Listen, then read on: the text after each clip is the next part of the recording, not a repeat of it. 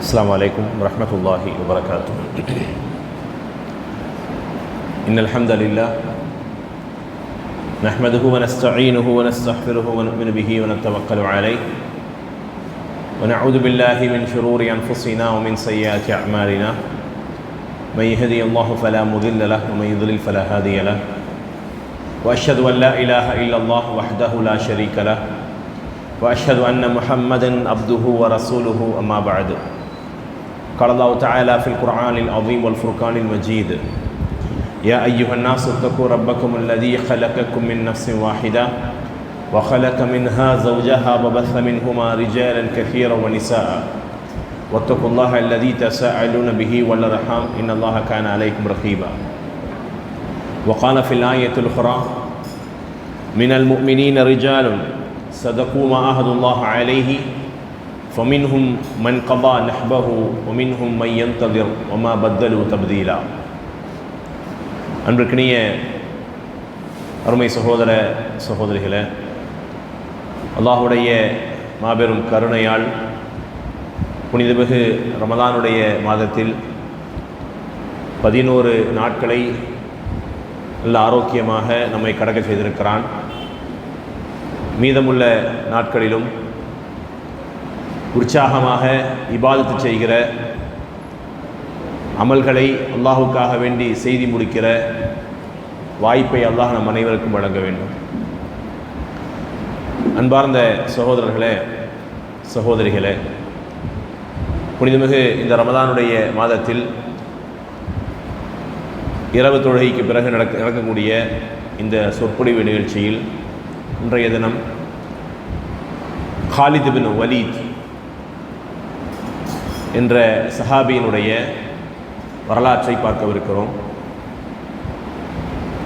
பொதுவாகவே இஸ்லாமிய வரலாறுகளை ஒரு அளவுக்கு நாம் தெரிந்து கொண்டு வந்தவர்கள்தான் நாம்.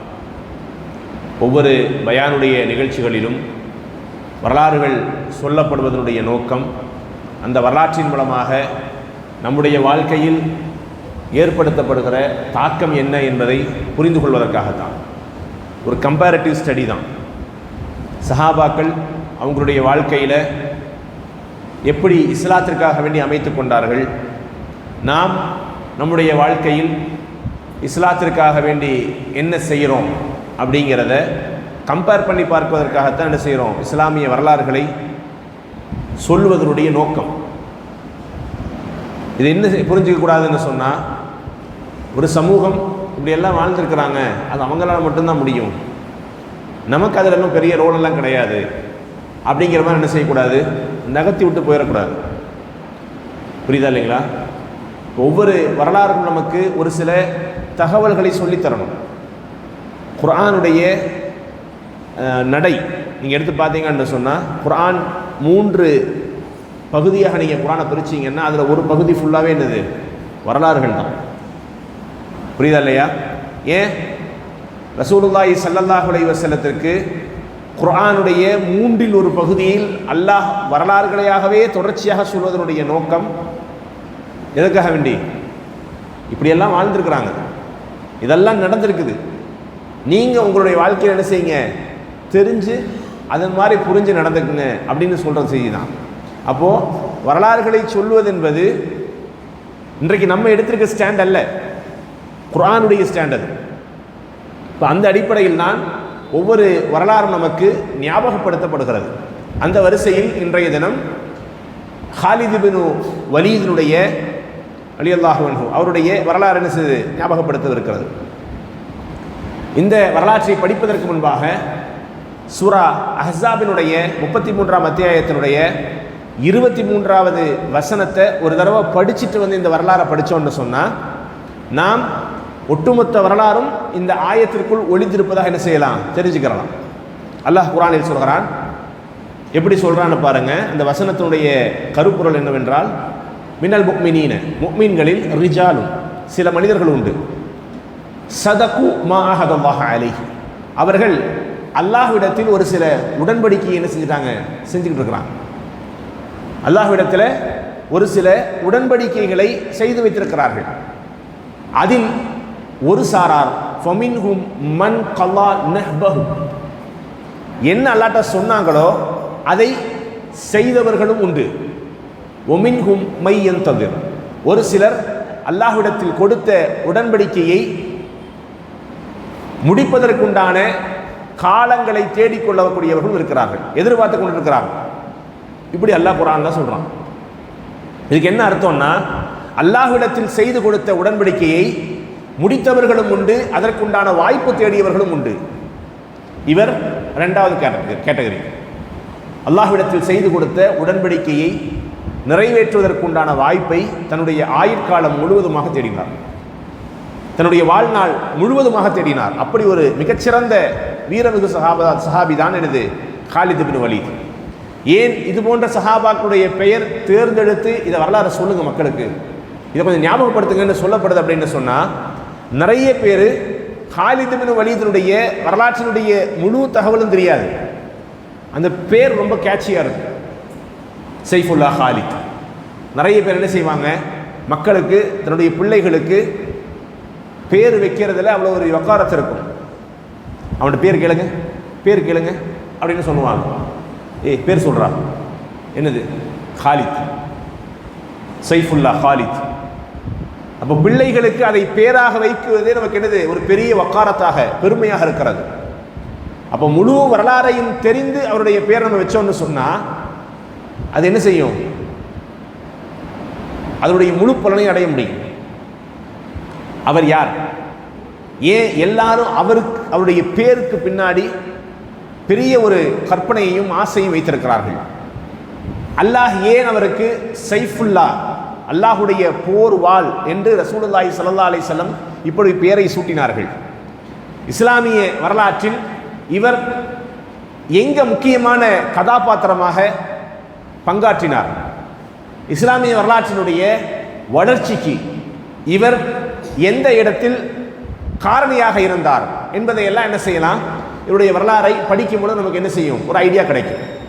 முழுவதுமாக காலித் பின் வலீதுடைய வரலாறை A to Z படிப்பதாக இருந்தால் அது கொஞ்சம் ராவாக தான் இருக்கும், ட்ரையாக தான் இருக்கும். ஏன்னா முழுவதுமாகவே அந்த எல்லா பக்கங்களையும் திருப்பி பார்த்தா வெறும் போர்க்களம் தான் இருக்கும். எல்லா பக்கம் திருப்பி பார்த்தா என்னது, வெறும் போர்க்களமாகத்தான் இருக்கும். நம்ம என்ன செய்வோம்னா ஒரு ஓவர்வியூ, புரிஞ்சுதா இல்லைங்களா, அவர் வரலாற்றில் எந்த போர்க்களங்கள் எல்லாம் நடந்ததுன்னு தெரியறதுக்கு முன்னாடி என்னென்ன போர்க்களங்கள் என்னென்ன நடந்துச்சு அப்படிங்கிறது என்ன செய்வோம், இன்ஷா அல்லாஹ் ஒரு ஓவர்வியூவோட என்ன செய்வோம், அவருடைய வரலாறை படிப்போம். முதலில் காலித் பின் வலீதை பற்றி தெரிய வேண்டும் என்றால் அவருடைய பிராட்டம், அவர் எங்கே பிறந்தார், அவருடைய வாப்பா என்ன, அவருடைய பிறப்பு எப்படி, அவருடைய பாரம்பரியம் என்ன அப்படிங்கிறத தெரிஞ்சால் தான் காலித் பின் வலீதினுடைய யதார்த்தமான சூழலுக்கு, அவர் யதார்த்தமான தன்மைக்கு உண்டான காரணத்தை புரிந்து கொள்ள முடியும். அவருடைய வாப்பாவுடைய பேர் வலீத் பின் முகைரா, புரியுதா இல்லைங்களா? ரசூலுல்லாஹி ஸல்லல்லாஹு அலைஹி வஸல்லத்தோடு 6வது தலைமுறையில் தந்தை வழி சகோதரராக என்ன செய்கிறாரு, இவர் இருக்கிறார், புரியுதா இல்லைங்களா? அபூபக்கர் ரலியல்லாஹுடைய உறவுக்காரரும் கூட.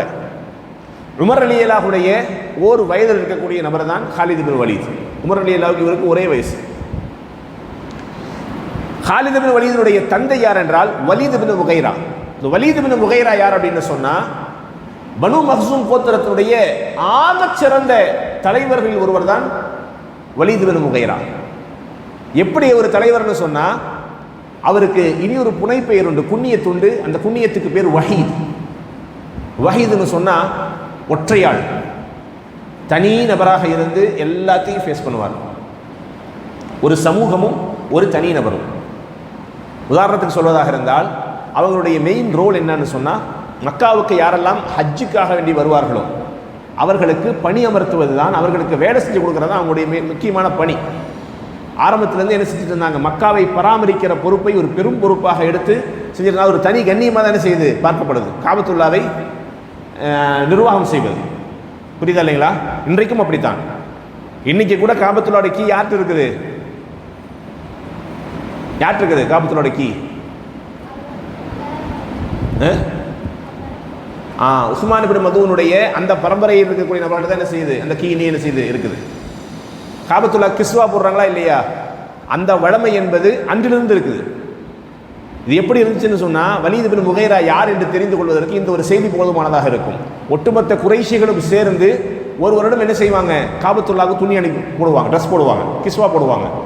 அடுத்த வருஷம் வலீத் இப்னு முகைரா தனியாக போடுவார். அதுக்கு அடுத்த வருஷம் ஒட்டுமொத்த குறைஷிகளும் சேர்ந்து ஒரு ட்ரெஸ் போடுவாங்க.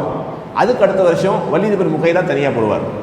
நான் சொன்னேன் இல்லைங்களா, அவர் வஹீத், தனி மனிதராக இருந்தார். தனி மனிதராக இருந்துதான் அந்த சமூகத்தில் இருக்கக்கூடிய எல்லா தேவைகளையும் பூர்த்தி செஞ்சுட்டு இருந்தார். இஸ்லாமிய மார்க்கம் வளர ஆரம்பித்த நாட்களில் கூட வலீத் இப்னு முகைரா தான் அவர்களுக்கு ஆலோசனை செய்யக்கூடிய கேந்திரமாக இருந்தார். புரியுதா இல்லைங்களா? அப்போ ஹாலித் இப்னு வலீதினுடைய தலைமைத்துவத்திற்கும், ஹாலித் இப்னு வலீதினுடைய போர் குணத்திற்கும், ஹாலித் இப்னு வலீத் ரலியல்லாஹுடைய ஆற்றலுக்கும், அறிவார்ந்த சிந்தனைக்கும், தைரியத்திற்கும், ஆளுமைக்கும் என்ன காரணம்னு சொன்னா அவருடைய பிராட்டம்.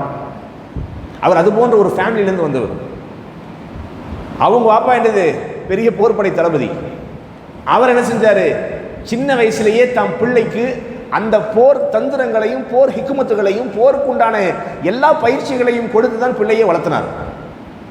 ஹாலித் இப்னு வலீத் எப்படி வளர்த்தப்பட்டார் என்றால், ரிலாத்துக்காக வேண்டி பால் குடிப்பதற்காக என்ன செய்வாங்க, அது அன்றைக்கு ஒரு வழமை இருந்துச்சு.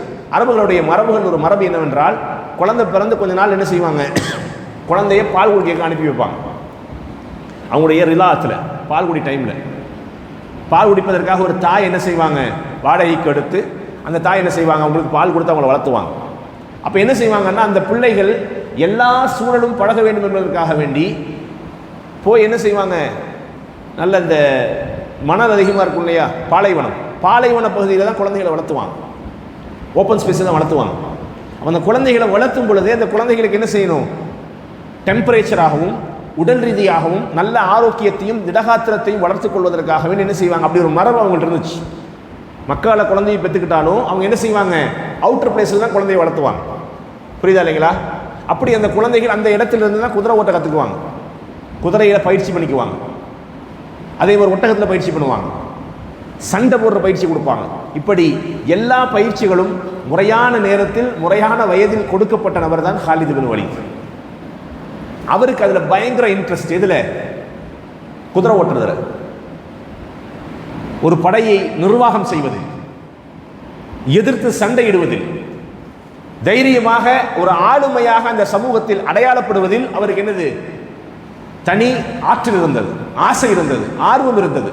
அந்த ஆர்வத்தினுடைய வெளிப்பாடு தான் ஹாலித் இப்னு வலீத் எந்த போர்க்களத்தில் கலந்திருக்கிறாரோ எல்லா போர்க்களத்திலும் வெற்றியை தவிர வேறு எதுவுமே அவர் என்ன செய்யல, பெறவில்லை.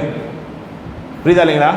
அவர் இஸ்லாத்தில் இருந்தும் இஸ்லாத்தில் இல்லாமலும் எந்த போர்க்களத்தில் கலந்திருந்தாலும் எல்லா போர்க்களத்திலையும் வெற்றி தான். அதற்கு காரணம் என்னவென்றால், அவர் பிறப்பிலிருந்தே அதற்காக வேண்டி வளர்க்கப்பட்ட, அதை ஆசையோடு பெரும் எதிர்பார்ப்போடு கனவோடு வைத்து அதற்காக வேண்டி தன்னை தயார்படுத்தி கொண்டார். புரியுதா இல்லைங்களா? இவருக்கும் ரசூல் ஸல்லல்லாஹு அலைஹி வஸல்லத்திற்கு மத்தியில் இருக்கிற தொடர்பு நீங்கள் எடுத்து பார்த்தீங்கன்னா ஒன்றும் பெருசாலாம் இல்லை, ரொம்ப கம்மி. இவர் ரோல் நீங்கள் என்ன செய்ய முடியாது, பத்ரில் பார்க்க முடியாது. மக்காவுடைய 13 வருஷத்திற்கும் ஹாலித் இப்னு வலீதுக்கு எந்த சம்பந்தமும் கிடையாது. மதீனா, ரசூலுல்லாஹி ஸல்லல்லாஹு அலைஹி வஸல்லம் மதீனாவுக்கு வந்த பிறகு பத்ர் நடக்குது. பத்ர் நடந்த பிறகு அந்த போர்க்களத்தில் நடந்த தோல்வி ஒட்டுமொத்த குறைஷிகளையும் கொஞ்சம் உழுப்பி எடுத்து. நேற்று நான் சொன்னேன், உஹதுக்கு அவங்க எப்படி ரெடியானாங்க,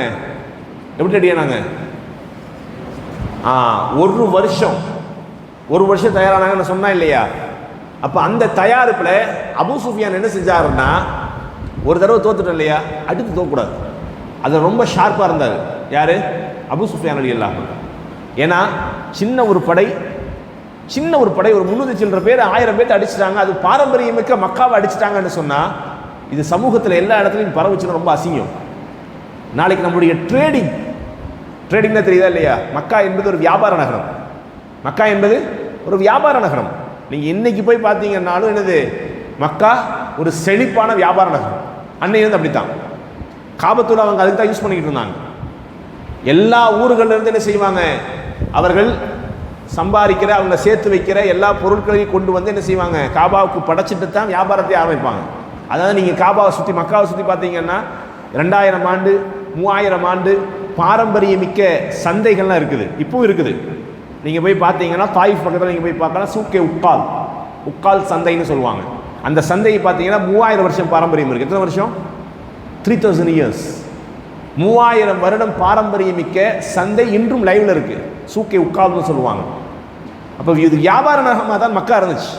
அப்போ அந்த மக்காவை பொறுத்தவரையில் அந்த அடித்தது மக்காவாசிகள் பத்ரில் அடித்த அடி இருக்கு இல்லையா, அவங்க அதை எதிர்பார்க்கவே இல்லை.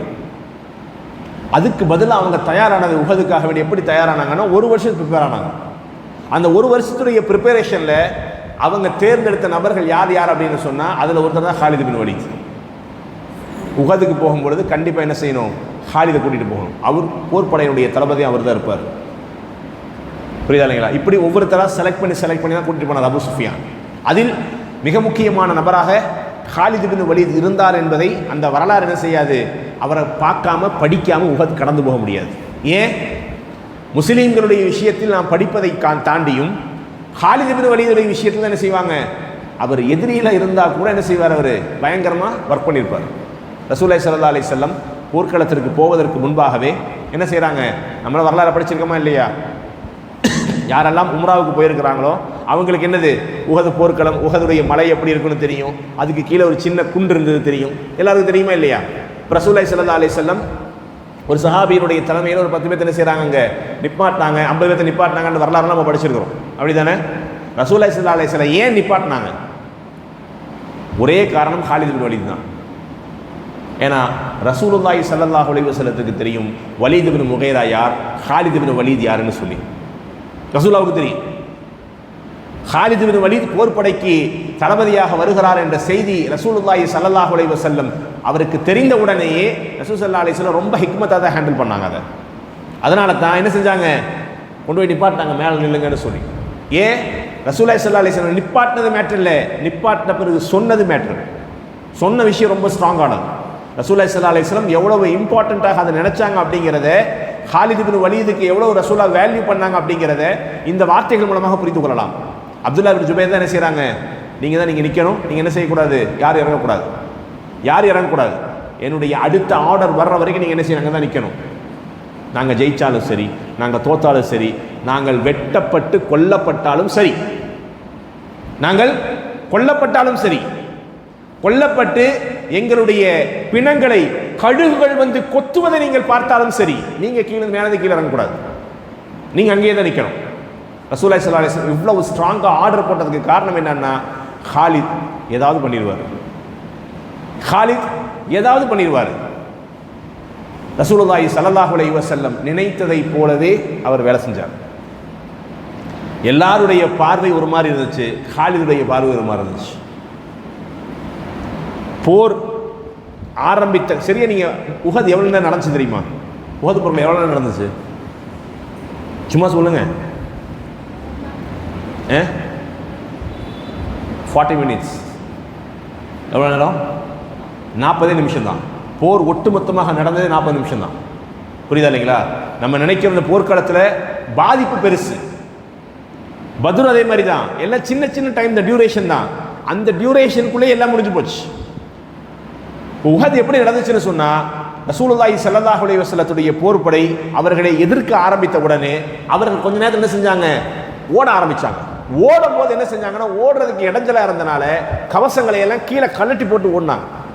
கையில் இருந்த ஆயுதங்களை தூக்கிட்டு ஓடுறது கஷ்டமா இருந்தாலும் கீழே போட்டு ஓடினாங்க. கேடயங்கள் கையில் இருக்கும்போது டிஸ்டர்பா இருந்தாலும் கீழே போட்டு ஓடினாங்க. இது எல்லாம் ஓடுறதை பார்த்த உடனே முஸ்லீம்கள் தெரிஞ்சுக்கிட்டாங்க, இப்படித்தான் பத்ர்லையும் ஓடினாங்க, இப்போ உஹதுலையும் ஓடுறாங்க.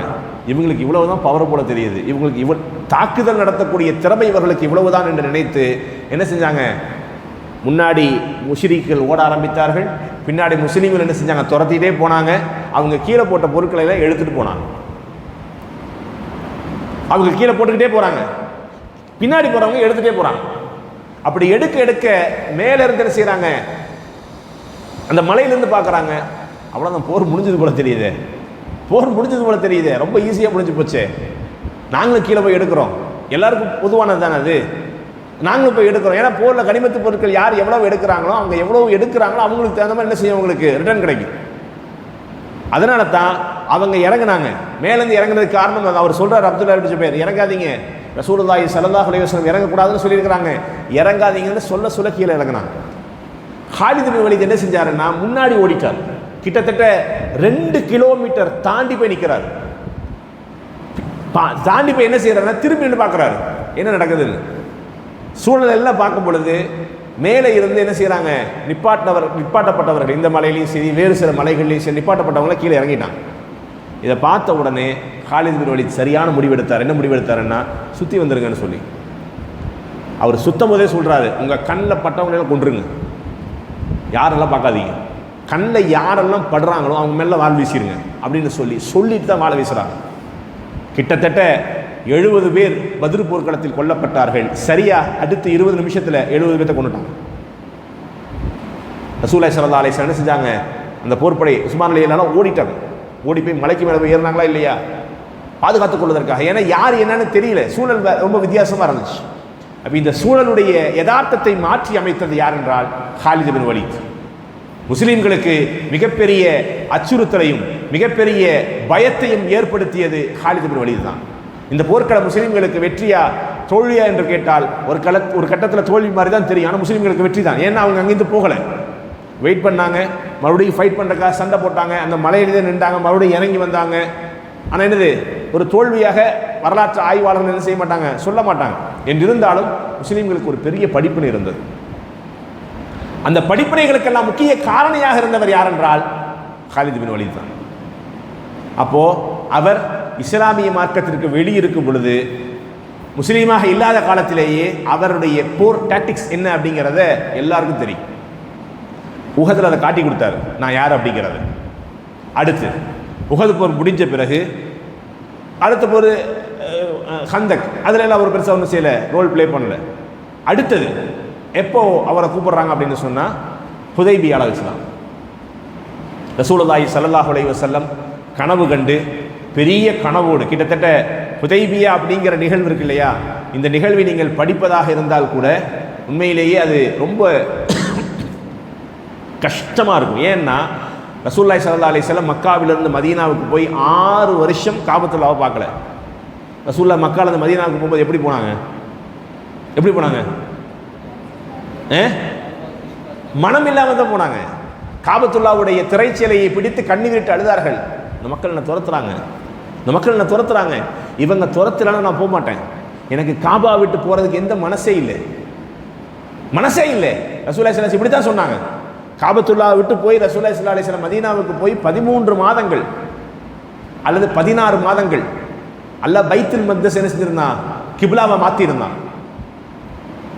அங்கிருந்து போன பிறகு என்ன ரசூலுல்லாஹி ஸல்லல்லாஹு அலைஹி வஸல்லம் காபா பார்த்து தொழ முடியாது. எதை பார்த்து தொழுகணும், இப்படி பார்த்து தொழுகிறோம்னு சொன்னால் பைத்துல் மக்தஸை பார்த்து இப்படி பார்த்து தொழுகணும், நேர் ஆப்போசிட் டைரக்ஷன். இந்த நேர் ஆப்போசிட் டைரக்ஷனில் பார்த்து தொழுகும் பொழுது ரசூலுல்லாஹி ஸல்லல்லாஹு அலைஹி வஸல்லம் எல்லா தொழுகைகள்லையும் அவங்களுடைய தலை வானத்தை பார்த்தார். அடிக்கடி என்ன செய்வாங்க, வானத்தை பார்ப்பாங்க. அதெல்லாம் குர்ஆன்ல சொல்கிறான், சூரா பக்ரா, ஃபலனுவல்லியன்னக கிப்லத்தன் தர்லாஹா. நபியே, நாம் அடிக்கடி நீங்கள் தலையை மேலே வேணும் உயர்த்தி பார்க்குறீங்க, எதுக்கு பார்க்குறீங்கன்னு நமக்கு தெரியும். உங்கள் விருப்பத்தை போன்றே நீங்கள் விரும்புகிற மாதிரியே நான் என்ன செஞ்சிருவேன், கிப்லாவை மாற்றி அமைக்கிறேன்னு சொல்லி ரசூலுல்லாஹி ஸல்லல்லாஹு அலைஹி வஸல்லம் அல்லாஹ் என்ன செஞ்சுக்கிறான், குர்ஆனில் கட்டளையிட்டு இருக்கிறான். அப்போ இந்த 13 ஆண்டு காலம் 13 மாதங்கள் ரசூலுல்லாஹி ஸல்லல்லாஹு அலைஹி வஸல்லம் என்ன செஞ்சாங்க, காபத்துல்லாவே மாற்றி தான் செஞ்சாங்க, தொழுதுகிட்டு இருந்தாங்க. இது அவ்வளவு பெரிய வழி ரசூலுல்லாஹி ஸல்லல்லாஹு அலைஹி வஸல்லத்துக்கு மக்காவிலிருந்து மதீனாவுக்கு வந்த பிறகு இருந்துச்சு. இப்போ இந்த 6 வருஷம் காபாவை பார்க்கவே முடியல ரசூலுல்லாஹ்னால. அந்த 6வது வருஷம் வந்த கனவு தான் ரசூலுல்லாஹ் தூக்கத்தில் கனவு வருது. என்ன கனவு வருதுன்னு சொன்னால் எல்லாரும் எஹ்ராம் கட்டிட்டு போகிறாங்க, கையில் என்ன செய்கிறாங்க, பலி பிராணிகளோட போகிறாங்க. ஆடு மாடு ஒட்டகத்தை எல்லாம் கூட்டிகிட்டு வர்றது. ரசூலுல்லாஹி ஸல்லல்லாஹு அலைஹி வஸல்லம் கனவுலேருந்து முழிச்சோடனே சிரிக்கிறாங்க. சஹாபாக்கள் என்ன ரசூலுல்லாஹ் சிரிக்கிறீங்களே, என்ன செய்ய ரசூலுல்லாஹ் கேட்குறாங்க. எல்லாரும் உம்ராவுக்கு போகலாம் வாங்க அப்படிங்கிறாங்க, காபா பார்க்க போகலாம் வாங்க அப்படிங்கிறாங்க. உம்ராவுக்கு போகலான்னு சொன்ன உடனே சஹாபாக்களுக்கு வந்த சந்தோஷம் இருக்குது. 6 வருஷம் சொந்த வீட்டை விட்டு பிரிந்திருந்த, சொந்த பந்தங்களை விட்டு பிரிந்திருந்த, சொந்த நாட்டை விட்டு பிரிந்திருந்த, வியாபார தலங்களை விட்டு பிரிந்திருந்த, தாயை பிரிந்திருந்த, தந்தையை பிரிந்திருந்த, மனைவியை பிரிந்திருந்த, பிள்ளைகளை பிரிந்திருந்த எல்லா சஹாபாக்களுக்கும் ஒரே சந்தோஷம் காபாவுக்கு போகிறதுக்கு. அப்படித்தான் என்ன செய்கிறாங்க, கிளம்பி ஹுதைபியாவுக்கு வர்றாங்க. ஹுதைபியாவுக்கு வர்றதாக இருந்தால் மதீனால கிளம்பி அங்கேயே தடுத்திருந்தா பரவாயில்லை. எங்கே தடுத்தாங்க? மக்காவுக்கு சரியாக 12 கிலோமீட்டருக்கு முன்னாடி தடுக்கிறாங்க. இன்றைக்கு 12 கிலோமீட்டர் ரோட் சைடாக போனீங்கன்னா, அன்றைக்கி ரொம்ப கம்மி தான். 2 பள்ளத்தாக்கு ஏறி இறங்கினா என்ன செஞ்சிடலாம்? மலைக்கு போயிடலாம், ஹரமுக்கு போயிடலாம். அங்கே வச்சு தடுக்கிறாங்க, வரக்கூடாதுன்னு சொல்லி. ரசூலுல்லாஹி ஸல்லல்லாஹு அலைஹி வஸல்லம் தடுத்து வைக்கப்படுறாங்க. அந்த தடுக்கிறதுக்கு அவங்க யாரை டூலாக பயன்படுத்தினாங்கன்னா ஹாலித் பின் வலீத் தான். ஒரு 50 பேர் என்ன செய்கிறாங்க, ஹாலித் பின் வலீத் தலைமையில் அனுப்புகிறாங்க. அவர் என்ன செய்வாருன்னா ஒன்றும் செய்ய மாட்டார். முஸ்லீம் படை வரும் பொழுது குதிரை எடுத்து அப்படி கிராஸ் பண்ணி போவார், பேச மாட்டார், ஒன்றுமே செய்ய மாட்டார். குதிரை எடுத்து தன் படையோடு அப்படி கிராஸ் பண்ணி போவார். ரசூலுல்லாஹி ஸல்லல்லாஹு அலைஹி வஸல்லம் நல்லா தெரியும், இங்கே போய் ஹாலித் பின் வலீத் பேச்சுவார்த்தை நடத்த ஆரம்பித்தா போரில் தான் போய் முடியும், சண்டையில் தான் போய் முடியும். ஏன்னா அவர் ஒத்துக்க மாட்டார், என்ன பேசினாலும் ஒத்துக்க மாட்டார். ரசூலுல்லாஹி ஸல்லல்லாஹு அலைஹி வஸல்லம் பாதையே மாற்றி தான் போனாங்க. ஹாலித் பின் வலீத் எந்த வழியில் வருவாரோ அந்த வழியில் ஹாலித் வர்றாருன்னு தெரிஞ்சால் ரசூலுல்லாஹி ஸல்லல்லாஹு அலைஹி வஸல்லம் பாதையை மாற்றி தானே செய்வாங்க, போகவே செய்வாங்க. ரசூலுல்லாஹி ஸல்லல்லாஹு ஹாலித் பேசவே இல்லையே. அன்றைக்கு டூலாக அவர்கள் பயன்படுத்தியது ஹாலித் பின் வலீதை தான். புரியுதா இல்லைங்களா? இது ஹிஜ்ரி 6 நடக்குது. இதுவரைக்கும் இஸ்லாத்துக்கும் அவருக்கும் எந்த தொடர்பும் கிடையாது. இஸ்லாமிய மார்க்கத்தை அழிக்க வேண்டும், ஒழிக்க வேண்டும் என்ற சிந்தனையில் எப்படி குறைஷிகள் இருந்தார்களோ அதே போன்று மக்காவாசியில் எந்த துணிவில் இருந்தார்களோ அதே எண்ணத்தை தான் என்ன செஞ்சார், ஹாலித் பின் வலீத் இருந்தார். ஹிஜ்ரி 8 வரைக்கும். அப்போ இஸ்லாம் சமூகத்தில் பரவ ஆரம்பிச்சு எத்தனை வருஷம் ஆச்சு? அங்கே ஒரு 13, இங்கே ஒரு 6, எவ்வளோ ஆச்சு? 19 வருஷம். இவருக்கும் இஸ்லாத்துக்கு எந்த சம்பந்தமும் கிடையாது. புரியுதா இல்லையா? இவருடைய 20வது வருஷத்தில், விச் மீன்ஸ் ஃபத்தஹ் மக்கா நடக்குதா இல்லையா, அந்த மக்காவுடைய வெற்றி கொள்ளப்படுவதற்கு ஒரு 6 மாதத்திற்கு முன்பாக என்ன நடக்குது அப்படின்னு சொன்னால், இவருடைய சகோதரர் ஒருத்தர் இருக்கிறார், அவர் பேர் வலீத் பின் வலீத். இவருடைய பிரதர் ஹாலித் பின் வலீதுடைய பிரதர் பேர் என்னன்னு சொன்னால் வலீத் பின் வலீத். இவர் எப்போ இஸ்லாத்தை ஏற்றுக்கிறாருன்னு சொன்னால், பத்ர் போர்க்களத்தில் இவர் என்ன செஞ்சார், எதிரியாக வந்தார், வந்து சிறைபிடிக்கப்பட்டார். முஸ்லீம்களுடைய நடத்தை எல்லாம் பார்த்து, அவங்க நல்லா நடக்கிறத பார்த்து, அவங்களுடைய பேச்சு, அவங்களுடைய மொழியாடல், அவங்களுடைய உரைநடை எல்லாத்தையும் பார்க்குறாரு.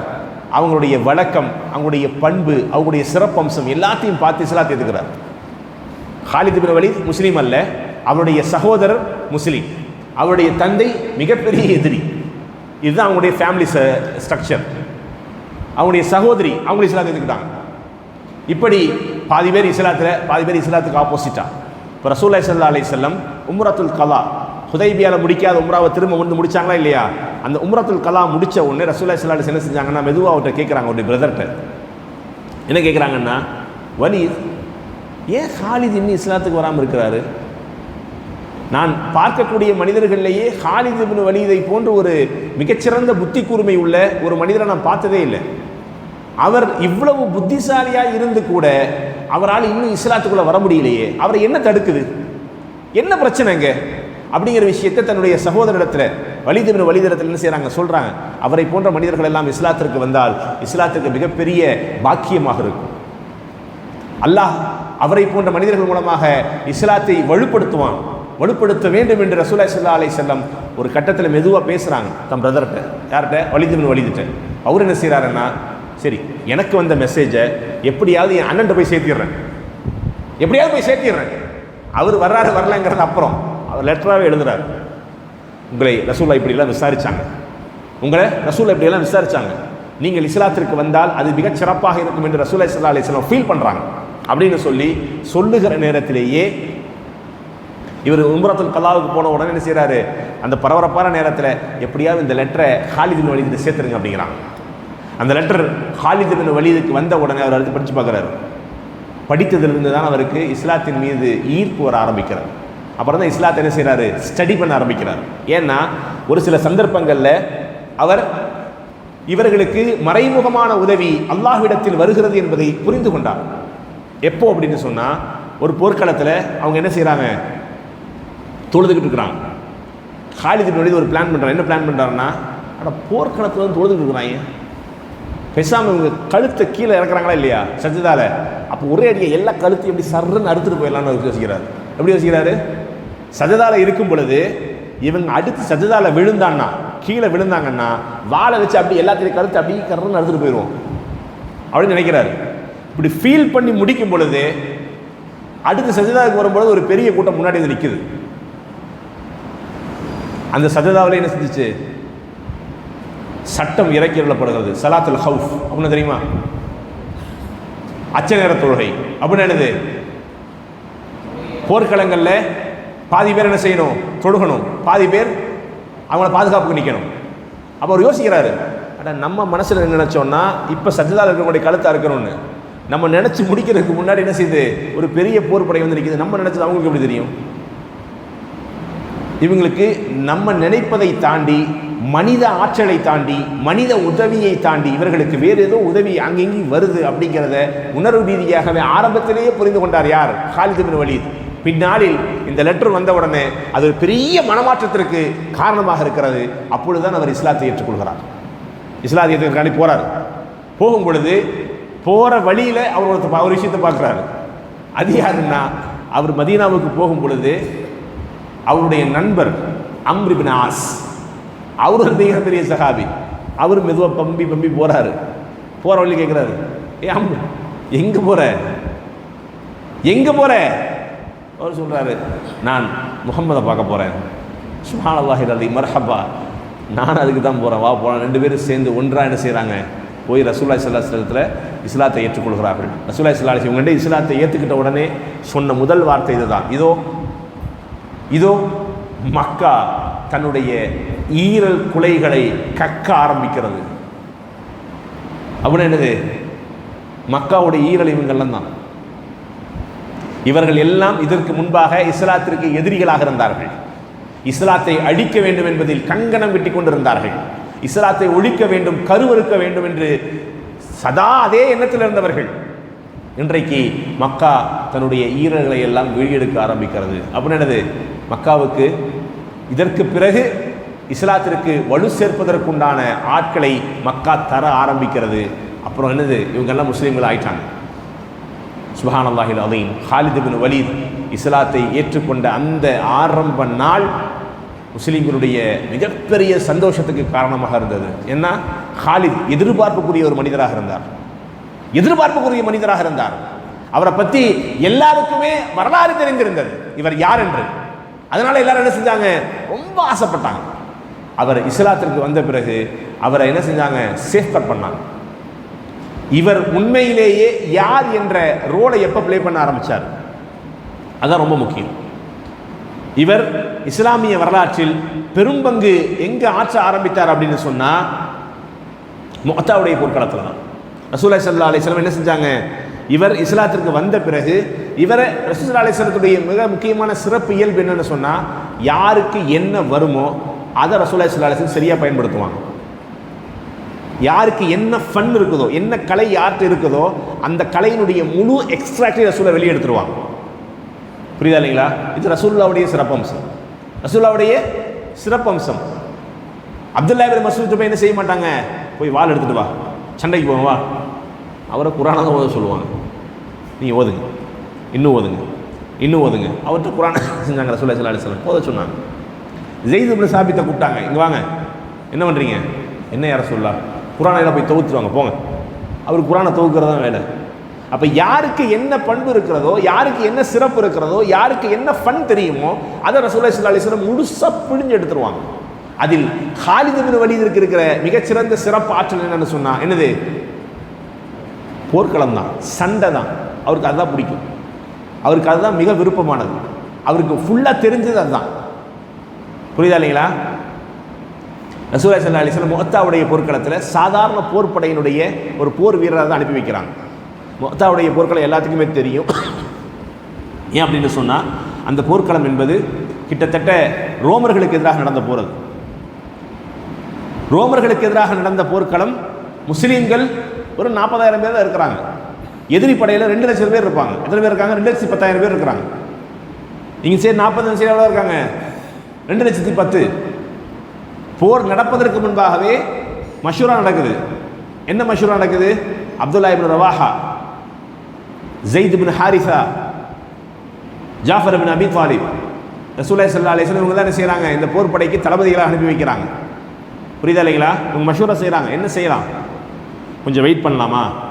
வெயிட் பண்ணி ரசூலுல்லாஹ்க்கு ஒரு லெட்டர் அனுப்புவோம். யார சொல்லலாம், இங்கே போர் படை ரொம்ப மூர்க்கத்தனமாக இருக்குது, நம்ம என்ன செய்ய, எங்களுக்கு நீங்கள் ஆட்களை கொடுங்க, அதுக்கப்புறம் நாங்கள் என்ன செய்யணும், உங்களோட சண்டை போடலாம் அப்படின்னு சொல்லி செய்யலாமா பேசலாமான்னு யோசிச்சுட்டே இருக்கும் பொழுது அப்துல்லா இப்னு ரவாஹா எந்திக்கிறார், எழுந்து பேச ஆரம்பிக்கிறார். என்னாச்சு உங்களுக்கெல்லாம்? ஓ, அப்போ போர் படைக்கு ஆள் கிடைச்சா தான் நீங்கள் சண்டைக்கு வருவீங்க, அப்படி தானே?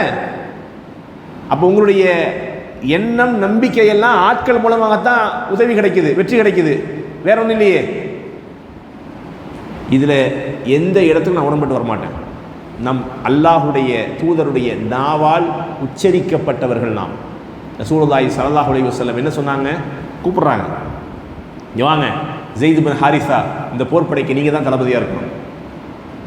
அந்த போர்ப்படை தளபதி முடிஞ்சதுன்னு சொன்னால் உங்களுக்கு பிறகு ஜாஃபர் பின் அபி தாலிப் போர்ப்படை தளபதியாக இருப்பார். அவருக்கு பிறகு அப்துல்லா இப்னு ரவாஹா போர்ப்படை தளபதியாக இருப்பார். ரசூலுல்லாஹி ஸல்லல்லாஹு அலைஹி வஸல்லம் எந்த போர்க்களத்துக்கு இப்படி 3 பேர்த்த என்ன செய்யலை, சொல்லி அனுப்பவே இல்லை. ஒருத்தரை நியமிப்பாங்க, அவங்க போவாங்க. ஆனால் ரசூலுல்லாஹி ஸல்லல்லாஹு அலைஹி வஸல்லம் இந்த போர்க்களத்திற்கு மட்டும்தான் 3 பேரை சொல்லி அனுப்புகிறாங்க. சொல்லும் பொழுதே என்ன அர்த்தம்? இவருக்கு பிறகு இவர், இவருக்கு பிறகு இவர், இவருக்கு பிறகு இவர் என்னது என்ன அர்த்தம்? இவர் கொஞ்ச நேரம் போர்ப்படை தளபதியாக இருப்பார், கொஞ்சம் இன்டர்வல் விட்டுருவார், அடுத்து வேற ஒருத்தர் வருவார்னு அர்த்தமா? என்ன அர்த்தம்? ரசூலுல்லாஹி ஸல்லல்லாஹு அலைஹி வஸல்லம் இந்த போர்க்களத்துக்கு போய் நீங்கள் திரும்பி வரும் பொழுது நீங்களாம் வரமாட்டீங்கன்னு சொல்லி அனுப்புகிறாங்க. இவர் மரணித்தால் அடுத்து இவர், இவர் மரணித்தால் அடுத்து இவர், ரசூலுல்லாஹி ஸல்லல்லாஹு அலைஹி வஸல்லம் சொல்லித்தான் அனுப்புகிறாங்க. அப்போ அந்த போருக்கு போகிறவங்களுக்கு தெரியாதா? ரோமர்களுக்கு எதிராக நடக்கிற சண்டை அது. ரசூலுல்லாஹி ஸல்லல்லாஹு அலைஹி வஸல்லம் எப்படி லைவ் டெலிகாஸ்ட் பண்ணாங்க தெரியுமா? போர் நடக்குது, அங்கே நடக்கும் பொழுது ரசூலுல்லாஹி ஸல்லல்லாஹு அலைஹி வஸல்லம் மிம்பரில் நிற்கிறாங்க. மிம்பரில் ஏறி இருந்து ரசூலுல்லாஹி ஸல்லல்லாஹு அலைஹி வஸல்லம் செய்கிறாங்க, அங்கே நடக்கிற விஷயத்தை அப்படியே சொல்கிறாங்க. ஜிப்ரீல் அலைஹிஸ்ஸலாத்துடைய நேரடி லைவ் டெலிகாஸ்ட் அது. ரசூலுல்லாஹி ஸல்லல்லாஹு அலைஹி வஸல்லம் சொல்கிறாங்க, இதோ போர் ஆரம்பித்து விட்டது, கொடி ஸைத் இப்னு சாபித்துடைய கையில் இருக்கிறது, போர் மூர்க்கத்தனமாக போய் கொண்டிருக்கிறது. இதோ ஸைத் இப்னு சாபித் ஃபஉஸீபு ஸைத் இப்னு ஹாரிஸா, ஸைத் இப்னு ஹாரிஸா கொல்லப்பட்டு விட்டார், இன்னா லில்லாஹி வ இன்னா இலைஹி ராஜிஊன். ரசூலுல்லாஹ் கண்ணில் கண்ணீர் விட்டு அழுதுகிட்டே சொன்னாங்க. அதை அவர் கீழே விடுகிற அந்த நேரத்தில் அடுத்ததாக ஜாஃபர் பின் அபி தாலிப் அந்த கொடியை கைப்பற்றிக் கொண்டார். போர் கடுமையாக நடந்து கொண்டிருக்கிறது. ஃபஉஸீப், ஜாஃபர் பின் அபி தாலிப் கொல்லப்பட்டு விட்டார், இன்னா லில்லாஹி வ இன்னா இலைஹி ராஜிஊன். ரசூலுல்லாஹ் கண்ணீர் அழுகிறாங்க, தேம்பி அழுகிறாங்க, அழுதுட்டே சொல்றாங்க. அடுத்ததாக போர் படைக்கு இப்பொழுது பொறுப்பேற்றிருப்பவர் அப்துல்லா இப்னு ரவாஹா, அவருடைய கரத்தில் தான் கொடி இருக்கிறது, போர் மூர்க்கத்தனமாக நடந்து கொண்டிருக்கிறது. இதோ அப்துல்லாஹுடைய இப்னு ரவாஹாவுடைய வலதுகரம் வெட்டப்படுகிறது, இடதுகரம் வெட்டப்படுகிறது. ஸோ இதெல்லாம் சொல்றாங்க ரசூலுல்லாஹ். அவர் கழுத்தில் என்ன செய்கிறாரு, கொடியை கழுத்தில் வச்சு என்ன செய்கிறாரு, தாங்கி நிற்கிறார். முழுவதுமாக அது வெட்டப்படுகிறது, கீழே விழுகிறார். இன்னா லில்லாஹி வ இன்னா இலைஹி ராஜிஊன். அழுதுட்டே சொல்றாங்க. இதோ ஃபஅஹத ராயத் சைஃபுல்லாஹ், அடுத்து இந்த போர்படையினுடைய கொடியை சைஃபுல்லா ஹாலித் பின் வலீத் கையில் எடுத்துக்கொண்டார். அவராகவே என்ன செய்கிறாரு, பொறுப்பேற்கிறார். ரசூலுல்லாஹி ஸல்லல்லாஹு அலைஹி வஸல்லம் பொறுப்பில் வைக்கிறவர், அவரே கையில் பொறுப்பெடுக்கிறார். அவரே வாலண்டியராக தான் கையில் கொடி எடுக்கிறாரு.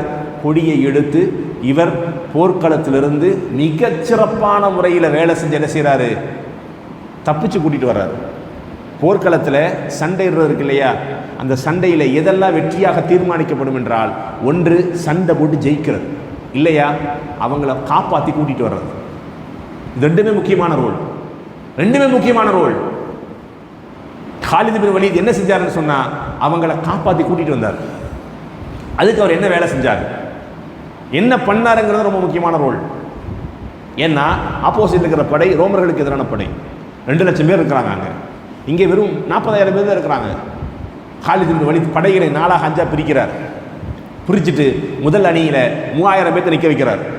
நிற்க வச்சுட்டு பின்னாடி கமாண்ட் என்னன்னு சொன்னால், அங்கே பிரித்து நிப்பாட்டுவார். ஒருத்தர் அல்லாஹ் அக்பர்னு சொன்ன ஒரு 1000 பேர் இப்படி கிராஸ் பண்ணி வருவாங்க. அடுத்து அல்லாஹ் அக்பர்னு சொன்னால் 1000 பேர் கிராஸ் பண்ணி இப்படி வருவாங்க.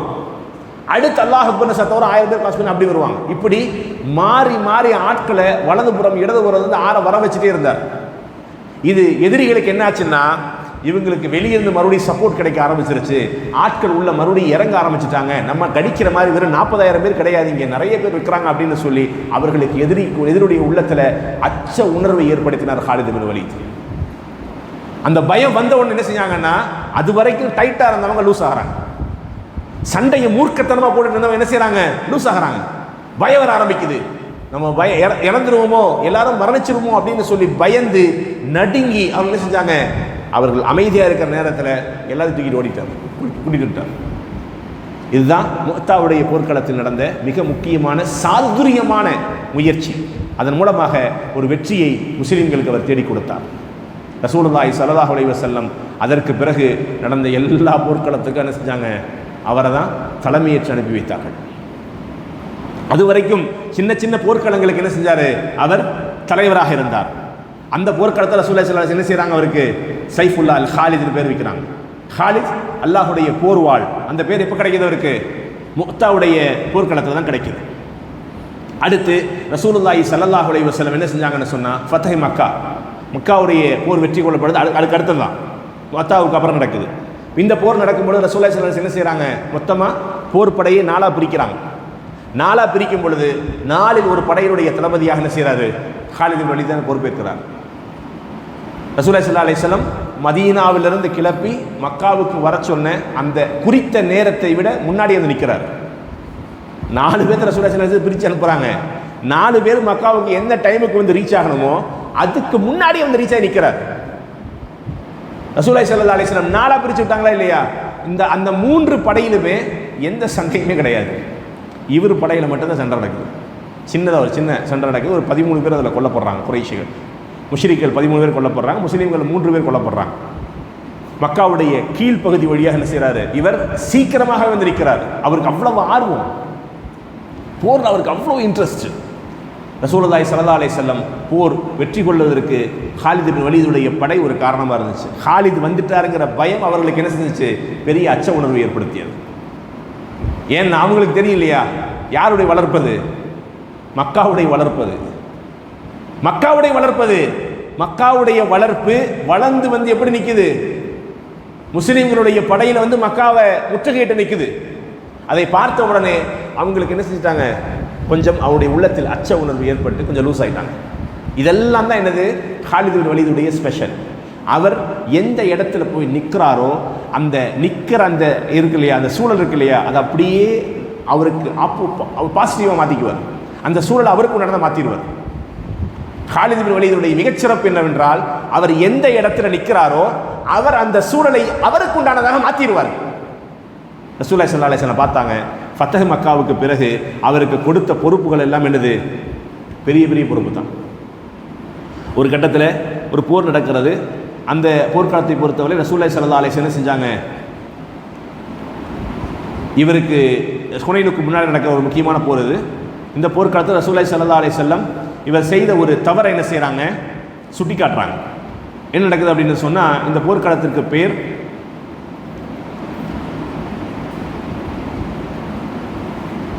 நான் உங்களுக்கு சொல்கிறேன் இன்ஷா அல்லாஹ்.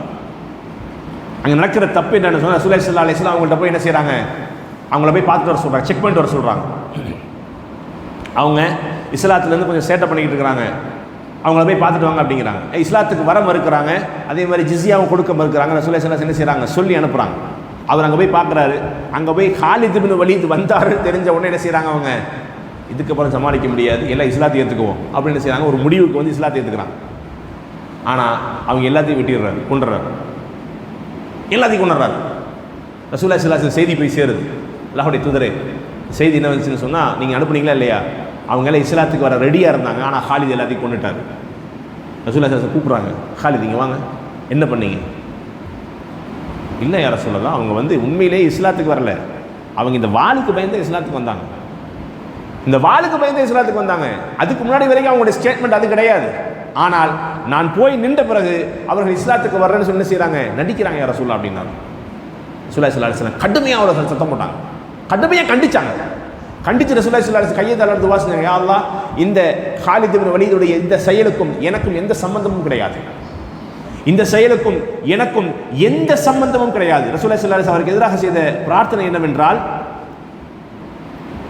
அழகான ஒரு பிரார்த்தனையும் கூட அது.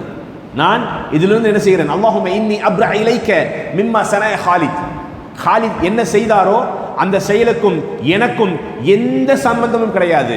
பனி ஜுதைமா என்று சொல்லக்கூடிய இந்த போர்க்களத்தில் காலித் இப்னு வலீத் என்ன செஞ்சார், இஸ்லாத்தை ஏற்றுக்கொள்வதற்காக வந்த எல்லோரையும் கொன்று விட்டார். ரசூலுல்லாஹி ஸல்லல்லாஹு அலைஹி வஸல்லம் என்ன செஞ்சாங்க, இதை கடுமையாக கண்டிச்சாங்க. அதற்கு பிறகு இவர் கஸ்வத் ஹுனைனில் என்ன செஞ்சார், ஒரு போர்ப்படையுடைய தளபதியாக இருந்தார் ரசூலுல்லாஹி ஸல்லல்லாஹு அலைஹி வஸல்லம். அதற்கு பிறகு இவர் என்ன பண்ணாங்க அப்படின்னு சொன்னால், முழு போர் படைகளுக்கும் ஜெய்ஷுல் இஸ்லாம், இஸ்லாமிய படைக்கு அவரை தளபதியாக்கினாங்க. அப்படின்னா என்ன அர்த்தம், இதர் வரைக்கும் ஒவ்வொரு போர்க்களத்துக்கு தலைவராக இருந்தார். இதற்கு பிறகு என்ன செஞ்சார், இராணுவ தளபதியாக மாறினார். அவர் இராணுவ தளபதியாக எப்போ மாறினாரோ அதற்கு பிறகு அவர் தொடர்ச்சியாக மக்காவுக்கே வரமாட்டார், மதீனாவுக்கு வரமாட்டார். இன்றைக்காவது ஊருக்கு வந்தால் பார்த்து சலாம் சொல்லிட்டு போயிடுறதோடு முடிஞ்சிச்சு, பார்த்து பிள்ளைகளை எல்லாம் பார்த்துட்டு போகிறதோடு முடிஞ்சிச்சு. அதற்கு பிறகு அவருடைய பணி எல்லாம் எதில் இருந்துச்சுன்னு சொன்னால், ஒட்டுமொத்த இஸ்லாமிய மார்க்கத்தை வளர்ச்சி பாதையை நோக்கி கொண்டு போகிறது அவருடைய முழு இது இருந்துச்சு, சிந்தனையும் ஆற்றலும் இருந்தது. அவருக்கு என்ன வேலைன்னா, பக்கத்தில் ஒரு ஊர் இருக்கும், அந்த ஊர் மக்கள்கிட்ட இஸ்லாத்தை சொல்லுவார், இஸ்லாத்தை ஏற்றுக்கன்னு சொல்லுவார். இஸ்லாத்தை ஏற்றுக்கிட்டாங்கன்னா அல்ஹம்துலில்லாஹ் இஸ்லாமிய பாதுகாப்புகளுக்கு வந்துடுவாங்க. இஸ்லாத்தை ஏற்றுக்கலன்னு சொன்னால் அவர்களுக்கு எதிராக போர் நடக்கும். இப்படி இஸ்லாமிய மார்க்கத்தை முழுவதுமாக பரவுவதற்கு உண்டான மிக முக்கியமான காரணியாக இருந்தார் ரசூலுல்லாஹி ஸல்லல்லாஹு அலைஹி வஸல்லம். தகவல் மட்டும் தான் சொல்லி அனுப்புவாங்க, தகவல் அப்படியே போய் சேரும். அப்படி ஒவ்வொரு இடத்துக்கு என்ன செஞ்சாங்க, போனாங்க. ரசூலுல்லாஹி ஸல்லல்லாஹு அலைஹி வஸல்லம் மரணத்துக்கு பிறகு நிகழ்வுகள் அப்படியே மாற ஆரம்பிச்சு. ரசூலுல்லாஹி ஸல்லல்லாஹு அலைஹி வஸல்லம் இஸ்லாத்துக்குள்ளே இருக்கும் பொழுது இருந்த நிகழ்வு வேற, ரசூலுல்லாஹி ஸல்லல்லாஹு அலைஹி வஸல்லம் மரணித்த பிறகு இந்த நிகழ்வு வேற. மரணித்த பிறகு அபூபக்கருடைய தலைமையேற்ற அந்த ஆரம்ப நாட்களில் நடந்த நிகழ்வு என்னன்னு சொன்னால், முஸ்லீம்கள் கொஞ்சம் கொஞ்சமாக என்ன செஞ்சாங்க, தளர ஆரம்பித்தார்கள்.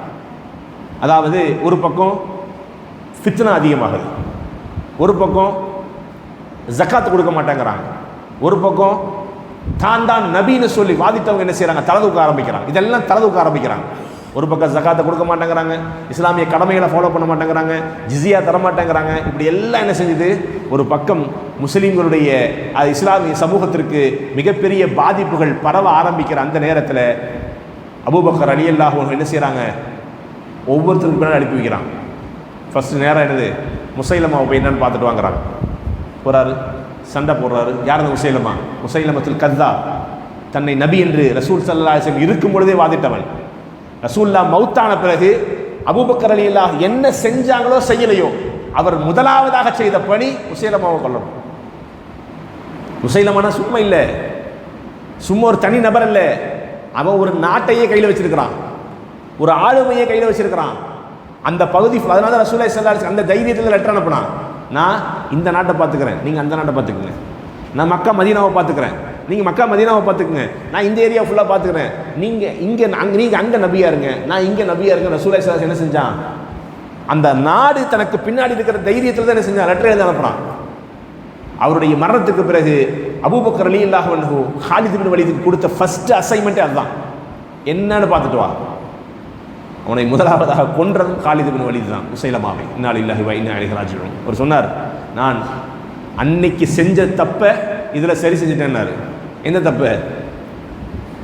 அந்த போர்க்களத்தில் என்ன செஞ்சார், இஸ்லாத்துக்கு வர துடிச்சாங்களா இல்லையா, அவர்களை எல்லாம் கொன்னது அவர் தான் செஞ்ச பெரிய தப்பாக ஃபீல் பண்ணார். அதற்கு பிறகு அந்த தப்பை எங்கே சரி செஞ்சுக்கிட்டாரு, யார் தன்னை நபி என்று வாதிட்டானோ அந்த முசைலமாவை கொல்லுவதில் என்ன செஞ்சார், இங்கே நான் சரி செஞ்சுட்டேன்னாரு. ஏன்னா அது ஒரு பெரிய டாஸ்காக இருந்துச்சு, செஞ்சார். அது முசைலமாவை கொன்ற வரலாறு எடுத்து படித்து பாருங்க. அவன் கோட்டைக்குள்ளே போய் என்ன செய்வான், கதவை அடைச்சிக்குவான். கோட்டை சுவர் என்று சொன்னால் கிட்டத்தட்ட பெரிய அளவில் இருக்கிற சுவர் அது. அதில் தான் எனக்கு ஸைத் பின் உமர், ஸைத் பின் கத்தாப், உமர் ரலியல்லாஹுடைய சகோதரர், அந்த போர்க்களத்தில் இடிந்து என்ன செய்வார், கத்தி அழுவார். இப்படி நிற்கிறீங்களே, தன்னை நபி என்று வாதிட்டவன் உள்ள போய் அடைச்சி உட்கார்ந்துருக்கிறானே, உங்களுக்கு கொஞ்சம் கூட மனசாட்சி இல்லையா, இப்படி வெளியே நிற்கிறீங்களே, எப்படியாவது உள்ள போலாம், எப்படியாவது உள்ள போலாம் அப்படின்னு சொல்லி ஒரு கட்டத்தில் என்ன சொன்னாருன்னா, அல்லாஹ்கான் இது ஒன்று மட்டும் செய்யுங்க, அல்லாஹ்கா இது ஒன்று மட்டும் செய்யுங்கன்னு சொல்லி அவர் கெஞ்சினது எதுக்கு தெரியுமா, எது கெஞ்சினார் தெரியுமா, இந்த மதில் சுவர் இவ்வளவு ஹைட்டாக இருக்கு இல்லையா, இதில் என்ன செய்ய முடியாது, யாரும் ஏறி போக முடியாது. ஏறி போனால் அம்பு வச்சு கூட என்ன செய்வாங்க, அடித்து கொண்டுருவாங்க. நீங்கள் ஒன்று செய்யுங்க, கொஞ்சம் இரவு நேரமாக பார்த்து பாலை தூக்கி வீசுகிற மாதிரி என்ன தூக்கி உள்ள வீசிடுங்கன்னார். பாலை மாதிரி உள்ள தூக்கி வீசிடுங்க, நான் உள்ளே போய் கதவை திறந்துடுறேன்னாரு. அவருக்கு யாருக்குமே மனசு இல்லை, உசுரோட ஒருத்தர் எப்படி தூக்கி உள்ள வீசுறது. ஏன்னா அதுக்கு பின்னாடி ஆயிரக்கணக்கான மக்கள் என்ன செய்கிறாங்க, எதிரிகள் தயாராக இருக்கிறாங்க, யாராவது உள்ள வந்தால் அடித்து கொள்றதுக்கு. ஸைத் பின் கத்தாப் அழுது புலம்பினார். அந்த போர்க்களம் காலித் பின் வலீதுடைய தலைமையில் தான் நடந்தது. உள்ளே போய் இதே தான் நடக்குது. கதவை திறக்கிறாங்க, உள்ளே போகிறாங்க, கடைசி வரை உள்ளே சென்று முசைலமத்துல் கத்தாப் குத்தி கொல்லப்பட்டான். புரியுதா இல்லைங்களா? இதெல்லாம் யாருடைய தலைமையில் நடந்தது? காலித் இப்னு வலீதுடைய தலைமையில். இப்படி ஏதெல்லாம் செய்யுது, ஒவ்வொரு போர்க்களமாக நடக்கிறது. தூமத்துல் ஜந்தல் அவங்க போகிறாங்க, ஜிஸியா கொடுக்குறீங்களா இல்லையா? கொடுத்துட்றோம். நீங்கள் வந்த பிறகு கொடுக்காம இருந்தால் என்ன? கொடுத்துட்றோம். இப்படி அவர் எங்கே எங்கே கால் வைத்தாலும் சரி அந்த இடத்திலெல்லாம் வெற்றி வெற்றி திரும்பவும் வெற்றி. இஸ்லாமிய சாம்ராஜ்யம் உருவெடுப்பதற்கு மிக முக்கியமான காரணியாக இருந்தது யார்? காலித் இப்னு வலீத் தான். புரியுதா இல்லைங்களா? இவருடைய போர்க்களத்தில் மறக்க முடியாத ஒரு போர்க்களம் என்றால் அது ரோமர்களுக்கு எதிராக நடந்த மிக முக்கியமான போர்க்களம். கிட்டத்தட்ட அந்த போர்க்களம் அந்த போர்க்களத்துடைய பெயர் எர்முக் போர்க்களம். கிட்டத்தட்ட எப்போ இது நடக்குது அப்படின்னு சொன்னால் அபூபக்கருடைய ஹிலாஃபத் முடிந்து உமர் அலியுடைய ஹிலாஃபத் ஆரம்பிக்கிற அந்த நேரத்தில். புரியுதா இல்லைங்களா? இதுக்கு இடையில் நடந்த ஒரு சின்ன விஷயம், சில விஷயத்தை நான் ஞாபகப்படுத்துகிறேன். ஒரே ஒரு சின்ன தகவல். என்ன தகவல் அப்படின்னு சொன்னால், இவர் எந்த போர்க்களத்தில் கலந்தாலும் வெற்றி வெற்றி வெற்றி அப்படிங்கிறது எப்படி பேசு பொருளாக மாறியது என்றால், எல்லாத்துக்கும் நம்பிக்கை யார் மேலே வர ஆரம்பிச்சிருச்சு? காலித் இப்னு வலீத் மேலே வர ஆரம்பிச்சிருச்சு. இதை கண்டிச்சுக்கிட்டே இருந்தவர் யார்? உமர் ரலியல்லாஹு. அப்படி செய்யாதீங்க, அப்படி செய்யாதீங்க, அவரை முதல்ல தலைமைத்துவத்திலிருந்து மாற்றுங்க. யார் போனாலும் ஜெயிக்கலாம். அல்லாஹுடைய உதவி இருந்தால் மட்டும்தான் வெற்றி. காலித் இப்னு வலீதுடைய உதவி மட்டுமல்ல, அவருடைய போர்த்தந்திரம் மட்டுமல்ல, யார் போனாலும் ஜெயிக்கலாம். நீங்கள் என்ன செய்யுங்க, மாற்றுங்க மாற்றுங்கன்னு சொல்லிக்கிட்டே இருந்தார். இது பொறாமையினால் அல்ல, பொறாமையினால் அல்ல, மக்களுடைய சிந்தனை மாறிவிடக்கூடாது என்பதற்காக வேண்டி.